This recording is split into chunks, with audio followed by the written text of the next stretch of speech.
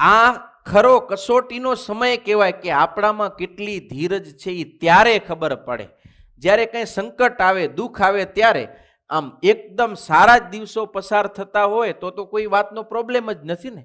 ત્યારે કેમ ખબર પડે કે આપણે ધીરજ છે કે નથી?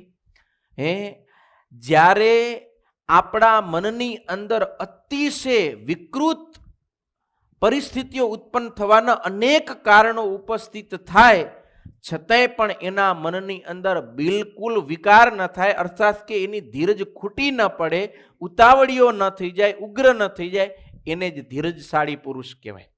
અનેક એવા પ્રસંગો હોય કે આપણું મન વિચલિત થઈ જાય એવા, પણ છતાંય એ ક્યારેય વિચલિત ન થાય અને શાંત રહી શકે, ગરમ ન થઈ જાય, ક્રોધિત ન થઈ જાય, ઉગ્ર ન થઈ જાય, ત્યારે એને ધીરજવાળો પુરુષ કહેવાય. સમજી ગયા ને તમે? બધું સાનુકૂળ ચાલે છે ત્યારે તો મારે ને તમારે બધાની ધીરજ છે જ. એટલે આવી પરિસ્થિતિની અંદર પણ આપણે ધીરજ રાખવી જોઈએ.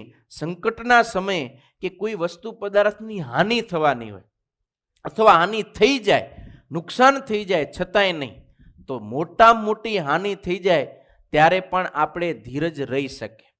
એટલે ધીરજ એક એવું ધન છે કે એના દ્વારા આપણે મોટામાં મોટી મુશ્કેલીઓને પણ પાર કરી જાય.